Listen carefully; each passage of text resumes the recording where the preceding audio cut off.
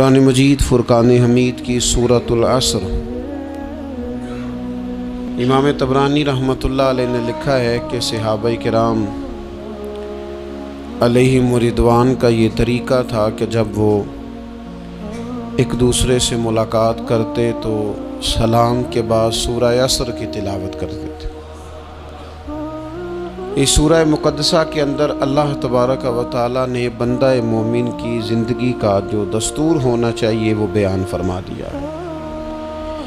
اس کے انتہائی مختصر اور نہایت ہی جامع الفاظ ایک بندہ مومن کو کامیابی کا ایک بڑا راستہ بھی دکھاتے ہیں اور بندہ خسارے سے کیسے بچ سکتا ہے۔ وہ خاص مضمون ہے اس سورہ مبارکہ کا۔ دنیا میں کوئی شخص بھی ایسا نہیں ہے جو زندگی میں کسی بھی موقع پر خسارہ اٹھانا چاہتا ہو، وہ دینی ہو، دنیاوی ہو، مالی ہو، روحانی ہو۔ خسارے سے انسان بچنا چاہتا ہے۔ وہ چاہتا ہے کہ کچھ بھی ہو جائے میں نقصان میں نہ جاؤں۔ میں نے یہ بھی سنا ہے بعض لوگوں سے کہ چلو فائدہ نہ ہو جائے، برابر برابر ہی ہو جائے، لیکن خسارہ نہ ہو، نقصان نہ ہو۔ لوگ خسارے سے گھبراتے ہیں۔ قرآن مجید کی یہ سورہ مبارکہ ہمیں بتاتی ہے کہ خسارے اور نقصان سے بچا کیسے جا سکتا ہے۔ فرمایا والعصر، زمانہ محبوب علیہ السلام کی قسم ہو، زمانہ محبوب کی قسم، ان الانسان لفی خسر، بے شک آدمی ضرور نقصان میں ہے، خسارے میں ہے۔ بعض نے ایک باریک فرق بھی کیا ہے، کہتے ہیں نقصان ہوتا ہے جو انسان آمدن کے اوپر کاروبار کرتا ہے اور اگر اس میں فائدہ نہیں ہوتا تو لوگ کہتے ہیں مجھے نقصان ہوا ہے، اور خسارہ ہوتا ہے کہ اس کا راس المال بھی ضائع ہونا شروع ہو جائے۔ راس جب اس کی ضائع ہونے لگے تو کہتے ہیں اب خسارے میں چلا گیا۔ فرمایا ان الانسان لفی خسر، بے شک انسان خسارے میں ہے، گویا اس کی جو زندگی ہے یہ اس کے پاس راس ہے، راس المال ہے، وہ بھی اس کا سارا کچھ نقصان میں جا رہا ہے۔ کیا سب کا نقصان میں جا رہا ہے؟ نہیں۔ فرمایا الا الذین آمنوا، سوائے ان لوگوں کے جو ایمان لائے، وعاملوا الصالحات، اور جنہوں نے نیک اعمال کیے۔ فقط ایمان کی بات نہیں کی، ساتھ اعمال صالحہ بھی۔ وہ لوگ نقصان میں نہیں ہے جو ایمان لائے اور ساتھ انہوں نے اعمال صالح بھی کیے، وتواصوا بالحق، پھر ایک دوسرے کو حق کی تاکید کی، وتواصوا بالصبر، اور ایک دوسرے کو صبر کی وصیت کی۔ فرمایا کہ انسان نقصان میں ہے جس بندے میں 4 خوبیاں پائی جائیں گی وہ نقصان اور خسارے سے بچے گا۔ لیکن ایک آدمی دکانداری کرتا ہے تو اسے سمجھایا جاتا ہے کہ اگر تو چاہتا ہے نقصان سے بچے تو ذرا مال خود لینے جانا، دکان پہ وقت دینا، تو گلے پہ خود بیٹھنا، یہ کچھ چیزیں سمجھائی جاتی ہیں اپنے بچوں کو، بلا مثال و بلا تشبیہ، صرف سمجھانے کے لیے عرض کرتا ہوں۔ قرآن مجید نے کہا ہے اگر خسارے سے بچنا چاہتے ہو تو 4 کام کرو، ورنہ تمہاری زندگی روز بروز نقصان میں جاری ہے، خسارے میں جا رہے ہو، اصل مال بھی ضائع ہو رہا ہے۔ یہ 4 باتیں اگر تم اپنے اندر پیدا کرنے میں کامیاب ہو گئے تو تم خسارے سے بچ گئے۔ کون کون سی؟ الا الذین آمنوا، ایمان لاؤ، پختہ ایمان، یقین کامل کی دولت، یؤمنون بالغیب، غیب پر ایمان، طاقتور قسم کا ایمان، ایسا ایمان کہ جو انسان کو اتنا پختہ کر دے کہ اس کے لیے نیکی کے راستے پہ چلنا آسان ہو جائے اور بدی سے خود بخود اس کی طبیعت و چاٹ ہونے لگے۔ پختہ ایمان ہو، مضبوط، وعاملوا الصالحات، اور پختہ ایمان کے بعد پھر اعمال صالحہ سے اپنے آپ کو آراستہ کرو۔ تمہاری زبان سچ بولے، تمہاری آنکھیں شرم و حیا والی ہوں، تمہارا وجود جب بھی قبول کرے رزق حلال ہی کو قبول کرے، سوچیں ستھری ہوں، نظریات پاکیزہ ہوں، طبیعت خیر خائی والی ہو، کسی کے لیے اچھے جذبات رکھتے ہو، تمہارا وجود نفع بخش ہو، ہمیشہ کسی کا بھلا کرنے کی خواہش طبیعت میں مچلتی رہتی،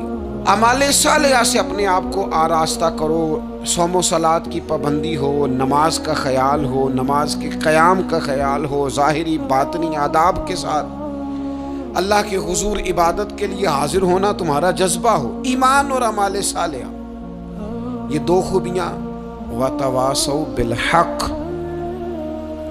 پھر ایک دوسرے کو نا حق کی تاکید بھی کرو، نیرا بیٹھ نہیں جانا نیک اعمال کر کے، حق نے کی ہیں تیرے ذمے دوہری ذمہ داریاں، خود تڑپنا بھی ہے اوروں کو تڑپانا بھی ہے، نیرا تو نے خود ہی نہیں تڑپنا، تیری ذمہ داری یہ ہے کہ کسی اور کو بھی تو تڑپائے، وَتَوَاصَوْا بِالْحَقِّ، تاکید حق کرنی۔ ہمارے اندر نا ایک بہت بڑا مسئلہ ہے، دو حکم ہے شریعت کے، ایک ہے امر بالمعروف، ایک ہے نہی عن المنکر، نیکی کا حکم دینا اور برائی سے منع کرنا۔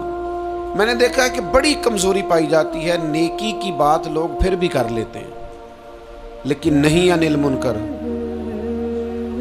کسی بندے کو برائی سے روکنا، منع کرنا، طبیعت ہوتی ہے گڈ بک میں رہنے کی، مزاج ہوتا ہے سب کی آنکھوں کا تارا بننے کا، اپنے گھر کے اندر بھی اتنی جرت کا مظاہرہ نہیں کرتے کہ غلط کو غلط کہہ سکیں، حق بات کی تائید کر سکیں، طاقت ہی نہیں ہوتی۔ ایسی عجیب سیاست سکھا دی گئی ہے کہ ہر شخص ایک عجیب رنگ میں اپنی زندگی بتانا چاہتا ہے۔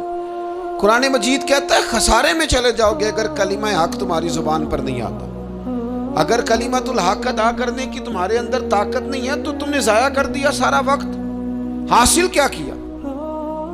کہیں اگر اپنی برادری، اپنا قبیلہ، اپنا خاندان کسی موقع پر غلط ہے اور سامنے کوئی قبیلہ ٹھیک ہے تو آپ تائید کریں سامنے والوں، آپ کے اندر یہ اخلاقی جرت ہونی چاہیے کہ غلط کو غلط کہہ سکیں اور صحیح کو صحیح کہہ سکیں۔ نبی اکرم علیہ السلام نے فرمایا تم میں سے جو برائی دیکھے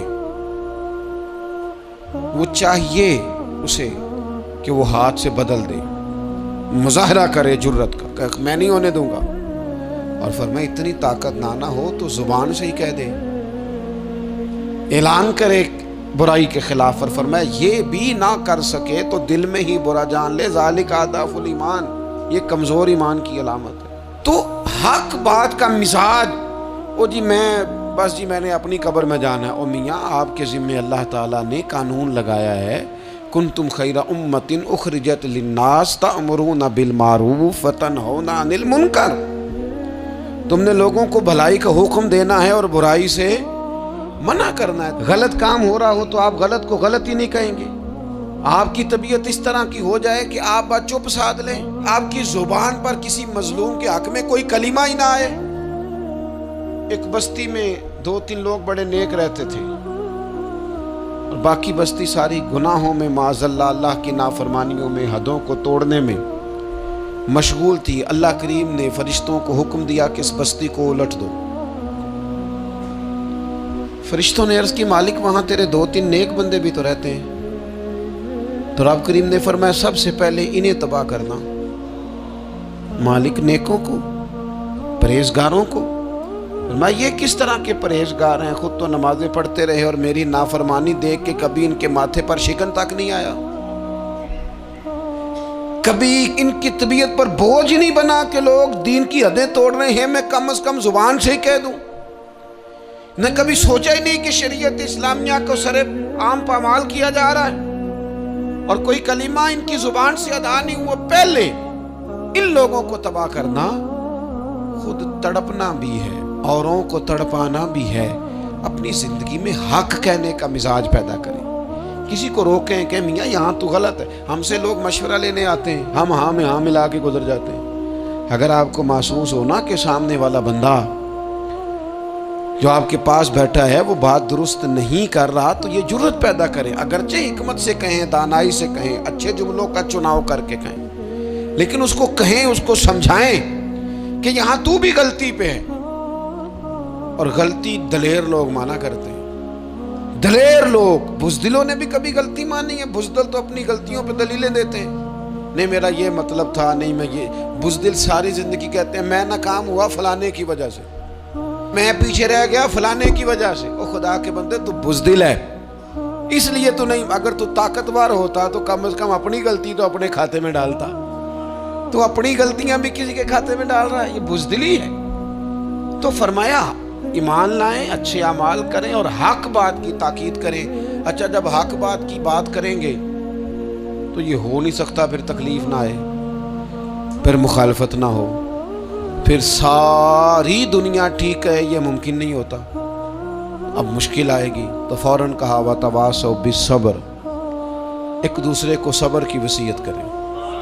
مشکل تو آئے گی، جب آپ حق بات کہیں گے تو کچھ لوگوں کے مفادات پر چوٹ بھی لگے گی، کچھ لوگ مخالفت بھی کریں گے۔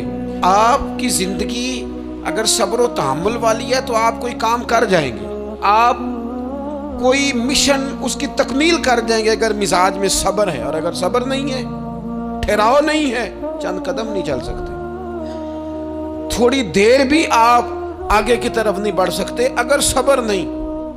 ایک تو یہ ہے نا کہ میرا کمپنی میں گزارا نہیں ہوتا، ایک تو یہ ہے نا کہ میرا دوستوں میں گزارا نہیں ہوتا، اور ایک تو یہ ہے نا میرا دفتر میں صبر نہ ہو، ذمہ داری سے کہہ رہا ہوں، صبر نہ ہو تو ماں باپ سے بھی گزارا نہیں ہوتا۔ میں ذمہ داری سے کہنے لگا ہوں صبر نہ ہو تو بیوی بچوں کے ساتھ بھی گزارا نہیں ہوتا۔ آپ کو صبر کرنا ہے۔ مجھے بتائیے چھوٹا بچہ ہے آپ کا، وہ چھوٹا ہے، اسے پتہ نہیں ہے، وہ کچھ ایسے کام بھی کرتا ہے جو غصے والے ہیں، تو کیا آپ اس بچے کو سزا دیں گے؟ نہیں، آپ صبر کریں گے، آپ سمجھیں گے کہ یہ مقام صبر